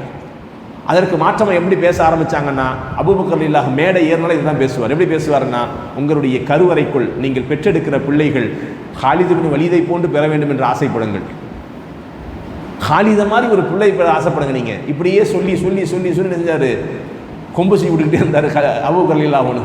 ஒரு கட்டத்தில் உமர் அலியல் என்ன செஞ்சாங்க, இப்படி சொல்ல ஆரம்பித்தார்கள். உமர் ரலியல்லாஹு ஹிலாஃபத்திற்கு வந்த உடனே செய்த முதல் காரியம் என்னன்னா, மக்களுடைய சிந்தனை தவறான முறையில் போயிடக்கூடாது, அல்லாஹுடைய உதவியின் மூலமாகத்தான் வெற்றி கிடைக்கிறது என்பதை புரிய வைப்பதற்காக வேண்டி வந்த ஒன்று எழுதின ஃபர்ஸ்ட் லெட்டர் அதுதான். என்னது? தளபதியாக இருக்கிற, இராணுவ தளபதியாக இருக்கிற காலித் இப்னு வலீத் என்ன செய்யணும்? நீக்கப்பட வேண்டும். அதற்கு பதிலாக அபு உபைதா இப்னு ஜர்ரா, அவரும் சாதாரண நபரெல்லாம் கிடையாது, அபு உபைதா இப்னு ஜர்ரா, ரசூலுல்லாஹி ஸல்லல்லாஹு அலைஹி வஸல்லத்துக்கு பிறகு யார் ஹலீஃபாவாக வர வேண்டும் என்று அன்றைக்கு தேர்தல் குழுவில் பேர் வரும் பொழுது அன்றைக்கு முதலாவதாக பேரை சொல்லி கையை தூக்குனது யார் கையை? அபு உபைதா இப்னு ஜர்ரா தான். அவ்வளவு மிகச்சிறந்த மனிதர் அவர். அவரை தான் என்ன செஞ்சாங்க? ஹலீஃபா உமர், நீங்கள் தான் என்ன செய்யணும், அதற்கு தளபதியாக இருக்கணும் அப்படின்னு என்ன செய்கிறாங்க? எழுத அனுப்புகிறாங்க. அவர் லெட்டர் வாங்கி ஜோப்பில் வச்சுக்கிறாரு. அந்த கடிதத்தை வாங்கி என்ன செய்கிறாரு? அந்த சூழல் அவர் எடுத்து உள்ள வச்சுக்கிறார். கடிதம் என்ன சொல்லுகிறது? நீங்கள் என்ன செய்யுங்க, இனிமேல் தளபதி அவர் கிடையாது, நீங்கள் தான். அந்த போர்க்களத்தை ஹேண்டில் பண்ணுவதற்கு சொன்னா ஃபித்னாவாயிருமோன்னு பயந்து என்ன செய்கிறாரு? சொல்லாமல் இருக்கிறார். ஏன்னா எர்முக் போர் சாதாரண போர் இல்லை, ரோமர்களுக்கு எதிராக நடந்த மிக முக்கியமான மூர்க்கத்தனமான போர். அந்த போர்க்களத்தில் எத்தனை பேர் கலந்துக்கிட்டாங்க தெரியுமா?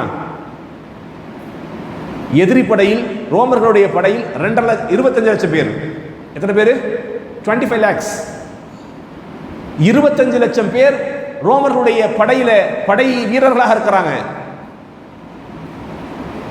முஸ்லிம்கள் என்னது? அதுல கால் பங்கு கூட இல்லை, 7 ஒரு பங்கு கூட இல்லை, 7 ஒரு பங்கு கூட இல்லை. முஸ்லிம்கள் 25 லட்சம் பேர் நிற்கிறாங்க. அந்த படையில் கூட ஹிர்களை பார்த்து பேசிய வார்த்தைகள் எல்லாம் இருக்குது. சுப்ஹானல்லாஹ். காலித் இப்னு வலீத் எவ்வளவு பெரிய போர் வீரர் என்பதை சொல்வதற்குண்டான வார்த்தைகள் இதெல்லாம். என்ன செய்யறார்? லெட்டர் எழுதி அனுப்புறார். அல்லாஹ்வை ஏற்றுக்குங்க, அல்லாஹ்வை ஏற்றுக்குங்க, இல்லைன்னா நீங்கள் இதுவரை உங்களுடைய வாழ்நாளில் சந்திக்காத நாட்களை நீங்கள் சந்திக்க வேண்டியது இருக்கும்.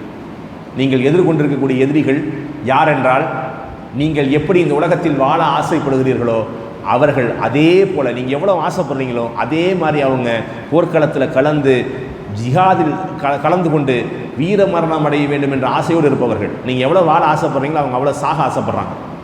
அப்படி ஒரு மக்களை தான் நீங்கள் ஃபேஸ் பண்ண போகிறீங்க.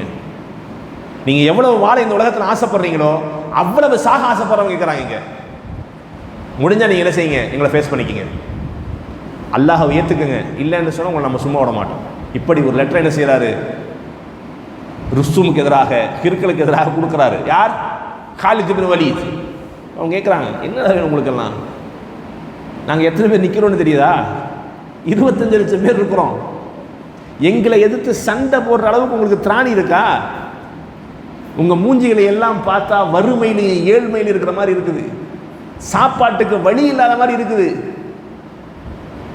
ஏதாவது காசு ஈசு தர்றோம், வாங்கிட்டு போயிருங்க. அந்த சைட்லேருந்து வந்த ஆன்சர் இது வார்த்தை இதெல்லாம். அதுக்கு அவர் கொடுத்த ரிப்ளை என்ன தெரியுமா? நாங்கள் பசியில் தான் இருக்கிறோம், நாங்கள் ரொம்ப பசியில் இருக்கிறோம். எங்களுக்கு சொல்லித்தான் அனுப்புனாங்க, ரோமர்களுடைய ரத்தம் ரொம்ப டேஸ்ட்டாக இருக்குங்க, ரோமர்களுடைய பிளட் ரொம்ப டேஸ்ட்டாக இருக்குன்னு சொல்லித்தான் அனுப்புனாங்க. அந்த ரத்தத்தை குடிப்பதற்கு தான் வந்திருக்கிறோம். இப்படி தான் சொல்லி பதிலே சொன்னார் அவர். சுப்ஹான் அல்லாஹில் அலீம். பயந்து நடுங்கினார்கள். இந்த வார்த்தைகள் எல்லாம் என்ன செய்யுது? ருஸ்தும் அனுப்புகிறான் ஹிர்கலுக்கு. ஹிர்கலுக்கு இந்த மெசேஜாகவே போகுது. கிட்டத்தட்ட அந்த போர்க்களத்தில் 8500 முஸ்லிம் போர்ப்படை வீரர்கள் மரணித்தார்கள். ஹாலித் இப்னு வலீத் தலைமையேற்ற அந்த போர்க்களத்தை முன்னெடுத்து கொண்டு சென்றார்.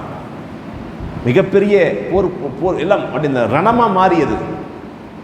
சொன்னார், சூடான ரத்தம் தேவை எங்களுக்குன்னாரு. நாங்கள் சூடாக தான் இருக்கிறோம்னாரு. இப்படி அவர்கள் பேசுகிற எல்லா வார்த்தைக்கும் எதிர்வாதங்களை பேசி அவ்வளவு தைரியமாகத்தான் அந்த போர்ப்படையை எதிர்கொண்டார். எல்லாம் முடிஞ்ச ஒரு சூழல் மாறின உடனே எல்லாம் கூடாரத்தில் தங்கி இருக்கும் பொழுது அங்கே அபூ உபைதா இப்னு ஜர்ராஹ் வருகிறார். வந்து நிற்கிறார். ஹாலித் ஹலீஃபாவுடைய லெட்டர். அதற்கு முன்பாக அபூபக்கருடைய மரணம் அவருக்கு தெரியாது வரைக்கும். அபூபக்கருடைய மரண செய்தியை சொன்ன உடனே கண்ணீர் விட்டு அழுகிறார். ஆக சிறந்த மனிதர் அபூபக்கர். அடுத்து உமர் ரலியல்லாஹுடைய அந்த லெட்டர் சொல்கிறாரு, நீங்கள் தப்பாக எடுத்துக்காதீங்க, ஹலீஃபாவுடைய ஆர்டர் அது. இதற்கு பிறகு இந்த போர்ப்படையை தளபதியாக நீங்கள் என்ன செய்ய முடியாது, இருக்க முடியாது. நீங்கள் இந்த போரில் சாதாரண வீரர் தான், போர்ப்படை தளபதியாக என்னை நியமிக்க சொல்லி கலீஃபா உமர் பரிந்துரைத்திருக்கிறார் அப்படின்னு சொன்ன உடனே அவரை பிடிச்சி அப்படி அபூ உபைதா இப்னு ஜர்ராஹை பிடிச்சி நெத்தியில் முத்தம் கொடுக்குறாரு. நீங்களாக இருந்தாலும் சரி, நானாக இருந்தாலும் சரி, இவங்க எல்லாம் சரி, அல்லாஹுடைய பாதையில் அல்லாஹுக்காக வேண்டி போர் செய்ய வந்திருக்கிறோம். உங்களுடைய தலைமைக்கு கீழிருந்து நான் சாதாரண ஒரு படை வீரனாக இருந்து பணி செய்வதில் எனக்கு சண்டையிடுவதில் எனக்கு எந்த தப்பும் கிடையாது. உமரும் சரி, நானும் சரி, நீங்களும் சரி, அல்லாஹ்வுக்காகத்தான் இந்த இடத்துல என்ன செய்கிறோம், நின்றுக்கிட்டு இருக்கிறோம் அப்படிங்கிற விஷயத்தை எல்லாம் சொல்லி ஆறுதலாக பேசி அந்த போர் படையினுடைய கடைசி கட்டத்தில் சாதாரண போர் வீரராக இருந்து என்ன செஞ்சார், அந்த போரில் கலந்து கொண்டார். அவர் கலந்து கொண்ட போர்க்களங்கள் ரொம்ப முக்கியமான போர்க்களம் தான் என்னது, எர்முக்குடைய போர்க்களம். இந்த எல்லா போர்க்களத்திலையும் என்ன செஞ்சிருக்கிறார், அவர் ஜெயிச்சு வெற்றியை மட்டுமே இஸ்லாமிய சமூகத்துக்கு தந்திருக்கிறார். இவர் இஸ்லாத்திற்கு வந்த பிறகு இஸ்லாமிய சமூகத்தினுடைய பரப்பளவு லேண்ட்ஸ்பேஸாக இஸ்லாமிய பரப்பளவு என்பது அதிகப்படியாக ஆனதற்கு மிக முக்கியமான காரணியாக இருந்தவர் ஹாலித் இப்னு வலீத். அவர் மீது ஒரு இனம் காணாத ஒரு பயம் என்ன செஞ்சிச்சு, அந்த சமூக மக்களுக்கு இருந்துச்சு. எல்லாத்தையும் தைரியமாக எதிர்கொள்ளுகிற ஆற்றலை கொண்டிருந்தார் ஹாலித் இப்னு வலீத். நம்ம என்ன நினைக்கக்கூடாதுன்னா, இவ்வளவு ஆற்றலாக இருந்தாரா இல்லையா, கடைசி கட்டத்தில் இவருடைய மரண நேரத்தில் அவர் 2 மெசேஜ் இந்த உலகத்துக்கு கொடுத்தார். அதை மட்டும் சொல்லி நான் முடிச்சுக்கிறேன். இவ்வளவு போர்க்களங்களை கலந்து வந்தாரா இல்லையா, அவருக்கு 2 மெசேஜ் என்ன செஞ்சார், தன் சமூக மக்களுக்கு சொன்னார். ஒன்று, கையில் குர்ஆனை வைத்து ரொம்ப நேரம் அழுதுகிட்டே இருந்தார். கையில் குர்ஆனை வச்சு என்ன செய்யார், அழுதுகிட்டே இருந்தார். நல்ல யோசிங்க, இங்கே இருக்கிற யாரெல்லாம் இங்கே இருக்கிறீங்களோ, யாரெல்லாம் இந்த வீடியோவை கேட்டுக்கிட்டு இருக்கிறீங்களோ, நல்ல யோசிங்க. ஹாலித் இப்னு வலீத் சொன்ன வார்த்தைக்கும் நாம் அவர் சொன்ன வார்த்தையை எப்படி எடுத்திருக்கிறோம் அப்படிங்கிறதுக்கு உண்டான அந்த இடைவெளியை. ஹாலித் இப்னு வலீத் கையில் குர்ஆனை வச்சு அழுதுகிட்டே இருக்கிறார். சுற்றி இருக்கிறவங்களுடைய சகோதரர்லாம் கேட்குறாங்க, ஏன் ஹாலித் ஏன் அழுகிற, நிமத்தபிக்கு எதுக்கு அழுகிறீங்க, என்னாச்சு, ஏன் அழுகிறீங்க? அந்த குர்ஆன் அப்படியே தடவிட்டே சொல்கிறார், ஷகலனி அன்கல் ஜிஹாத், ஷகலனி அன்கல் ஜிஹாத். அல்லாஹுடைய பாதையில் சண்டையிட்டு வீர மரணம் அடைவதில், ஜிஹாது செய்வதில் நான் என் வாழ்க்கையில் ரொம்ப காலம் பிஸியாக இருந்துட்டேன். உன்னை என்னால் சரியாக ஓத முடியல. இன்னைக்கு குர்ஆனை ஓதாமல் இருப்பதுக்கு என்ன காரணமெல்லாம் சொல்லிக்கிட்டு இருக்கிறோம்? நேரம் இல்லை, வேலைக்கு போகிறேன், ஆஃபீஸுக்கு போகிறேன், ஸ்கூலுக்கு போகிறேன், காலேஜுக்கு போகிறேன், டியூஷனுக்கு போகிறேன், ரொம்ப பிஸியாக இருக்கிறேன், கொஞ்சம் கூட டைம் கிடைக்கிறது இல்லை. இப்படி எவ்வளவு காரணங்களை சொல்கிறோம். அவரும் பிஸியாக இருந்தார், ஆனால் அவர் பிஸி ஃபுல்லாக போரில் இருந்தார், போர்க்களத்தில் இருந்தார். சொந்த பந்தங்களை கூட பார்க்கறதுக்கோ குடும்பத்தை வந்து பார்க்கறதுக்கோ அவருக்கு பெரிய நேரம் கிடைக்காது. தொடர்ச்சியாக போர்க்களங்களையே அங்கேயும் ஓடிக்கிட்டே இருந்தவர். அவர் தன்னுடைய கடைசி காலகட்டத்தில் குர்ஆனை கையில் வைத்து கண்ணீர் விட்டு அழுது சொல்கிறார், ஷகலனி அன்கல் ஜிஹாத். போர்க்களத்தில் பிஸியாக இருந்தனால உன்னை என்னால் சரியாக ஓத முடியலன்னு சொல்றாரு. இந்த ஒரு வார்த்தை போதுமானது. குர்ஆனை ஓதாமல் இருப்பதற்கு நாம் எந்த காரணத்தை இந்த உலகத்தில் சொன்னாலும் அது தகாது, அது பொருந்தாது. ஏன் பொருந்தாது? அவ்வளவு அல்லாஹ்வுடைய பாதையில் ஜிஹாது செய்வதை மிகப்பெரிய விஷயமாக எடுத்துக்கொண்டிருந்த காலித் இப்னு வலீதுக்கு கூட குர்ஆனை ஓதவில்லை என்ற அந்த சங்கடம் இருந்துகிட்டே இருந்துச்சு. இது அவர் பட்ட வருத்தங்களில் முதலாவது வருத்தம். நம்ம என்னைக்காவது நம்முடைய வாழ்க்கையில் இப்படி ஒரு வருத்தம் நமக்கு வந்திருக்கான்னு பாருங்க. குர்ஆனை ஓத முடியலையே, குர்ஆனை ஓத தெரியலையே, குர்ஆனை ஓதற்கு நமக்கு வாய்ப்பு கிடைக்காம இருக்குதுன்னு சொல்லி என்றைக்காவது இந்த வருத்தம் நமக்கு வந்திருந்தால் உண்மையிலேயே நாம் கொஞ்சம் குர்ஆனுக்கு நெருக்கமாக இருக்கிறோம் என்று அர்த்தம். அடுத்து அவர் தன்னுடைய மரண தருவாயில் வைத்து அவருக்கு பக்கத்தில் இருந்தார் அபூ தஹ்தா இருந்தார். அவருக்கு முன்னாடி என்ன செய்கிறாரு சொல்கிறார், அழுதுகிட்டு இருக்கிறார். அழுகும்போது கேட்குறாரு, எதுக்கு நீங்கள் அழுகுறீங்க? காலித், நீங்கள் போய் அழுகலாமா? நீங்கள் போய் அழுகலாமா? எதுக்கு நீங்கள் இப்படி அழுதுகிட்டு இருக்கிறீங்கன்னு சொல்லி காலித் இப்னு வலீத் ரலியல்லாஹுவை பார்த்து அபூ தஹ்தா கேட்கிறார். அந்த கேட்ட கேள்விக்கு அவர் சொன்ன பதில் சுப்ஹானல்லாஹில் அலீம், அழகான வார்த்தை. அவர் சொல்கிறார், லக்கத் ஷஹித்து மிஅத் ஸஹ்ஃபின் ஸஹாஹா வமா ஃபீ பத்னி மௌதி ஷிப்ரன். அவர் சொல்றார், நூற்றுக்கணக்கான போர்க்களத்தில் கலந்திருக்கிறேன், நூற்றுக்கணக்கான போர்க்களத்தில் கலந்திருக்கிறேன். இந்தா அப்படி ட்ரெஸ்ஸை விலக்கி காட்டுறாரு. உடம்பை பாரு, ஏதாவது ஒரு சின்ன இடத்துல கூட வெட்டு இல்லாமல் இருக்கான்னு பாரு. நூற்றுக்கணக்கான போர்க்களங்களில் கலந்திருக்கிறேன், உடம்புல வெட்டுக்காயங்கள் இல்லாத இடமே இல்லை. அப்படி இருந்து கூட இதோ எப்படி ஒட்டகம் ஒரு இடத்துல இருந்து அங்கேயே நின்று அங்கேயே உட்கார்ந்து அங்கேயே மடிஞ்சு சாகுமோ அதே மாதிரி ஒட்டகம் இறந்து போவதை போன்று நான் இங்கே இறந்து போகிறேன். என்ன சொல்ல வர்றாரு? நான் நூற்றுக்கணக்கான போர்க்களங்களுக்கு போய் மரணத்தினுடைய கடைசி கதவு வரை போய் தட்டிட்டு வந்திருக்கிறேன். ரோம நாட்டினுடைய படை 25 லட்சம் பேர் அந்த போர் படைக்கு எதிரிகளாக இருந்திருக்கிறார்கள். அவர்களை எதிர்த்து நான் சண்டை போட்டிருக்கிறேன். மரணத்தினுடைய கடைசி கதவு வரை தட்டி இருக்கிறேன். என்னுடைய வாளின் மூலமாக நிறைய பேருக்கு நரகத்தினுடைய கதவை திறந்து காட்டி இருக்கிறேன். எனக்கு அல்லாஹ் இந்த ஷஹாதத்தின் மூலமாக சொர்க்கத்தை அடைகிற பாக்கியத்தை அல்லாஹ் தரலையே அப்படின்னு சொல்லி சாதாரண எப்படி கால்நடைகள் ஒட்டகங்கள் நின்று மாண்டு மடிந்து போகுமோ அதே போன்று மூக்கு அறுபட்ட நிலையில் எப்படி மடிந்து போகுமோ அதே போன்று நான் சாதாரண ஒரு மனிதனாக என்ன செய்கிறேன், இயற்கையாக வர்ணிக்கிறேனே என்று சொல்லி தன்னுடைய மரண தருவாயில் கண்ணீர் விட்டு அழுதிருக்கிறார் காலித் இப்னு வலீத் ரலியல்லாஹு அன்ஹு. அல்லாஹ் நாடாமல் என்ன செய்யாது, ஷஹாதத்து கிடைக்காது. அது காலித் இப்னு வலீதாக இருந்தாலும் சரி, காலித் இப்னு வலீதாக இருந்தாலும் சரி, அவருடைய மரணத்தையும் அல்லாஹ் தான் என்ன செய்கிறான், முடிவு செய்கிறான். அந்த மரணம் எப்படி இருக்க வேண்டும் என்று அவரோடு சேர்ந்திருந்த எல்லோருக்கும் அல்லாஹ் என்ன செய்கிறான், நிறைய பேத்துக்கு ஷஹாதத்தை கொடுத்திருக்கிறான். அந்த ஷஹாதத் அல்லாஹ் அவருக்கு தரலை. அதை நினைச்சு சங்கடப்பட்டு அழுகிறார். அவர் தன்னுடைய மரண தருவாயில் 2 விஷயங்களுக்காக அழுதார். ஒன்று, குர்ஆனை ஓத முடியலேன்னு சொல்லி, 2வது ஷஹாதத்தை அடைய முடியலேன்னு சொல்லி. அப்படிப்பட்ட மிகச்சிறந்த ஆளுமையாக இருந்த நபர்தான் காலித் இப்னு வலீத் ரலியல்லாஹு அன்ஹு.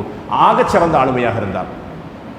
அவர் இஸ்லாமிய மார்க்கத்தினுடைய வளர்ச்சிக்கு மிக முக்கிய பங்காளராக இருந்தார். அல்லாஹ் ரப்புல் ஆலமீன் இந்த வரலாற்றின் மூலமாக நமக்கு தர வேண்டிய செய்தி என்னவென்றால், நாம் நம்முடைய வாழ்க்கையில் இஸ்லாத்திற்காக வேண்டி என்ன தியாகங்களை செய்ய முடியுமோ அதை இஸ்லாத்திற்காக வேண்டி செய்யக்கூடிய அந்த மனநிலையில் என்ன செய்யணும், வளர்த்துக்கிறோம். 1. 2வது, குர்ஆனை பற்றி அவருக்கு இருந்த அந்த புரிதல் நமக்கு வரணும். அல்லாஹ்வுடைய நாட்டம் இருந்தால் நடக்கும் என்பதில் அவருக்கு இருந்த புரிதல் நமக்கு வர வேண்டும். அந்த புரிதலோடு வாழக்கூடிய மக்களாக அல்லாஹ் ரப்புல் ஆலமீன் உங்களையும் என்னையும் ஆக்கி அல்புரிவானாக. வாஹிர் தஅவானா அல்ஹம்துலில்லாஹி ரப்பில் ஆலமீன். அஸ்ஸலாமு அலைக்கும் வரஹ்மத்துல்லாஹி வபரகாத்துஹு. சுப்ஹானக்கல்லாஹு வ பிஹம்திக அஷ்ஹது அல்லா இலாஹா இல்லா அன்த அஸ்தக்ஃபிருக வ அத்தூபு இலைக்.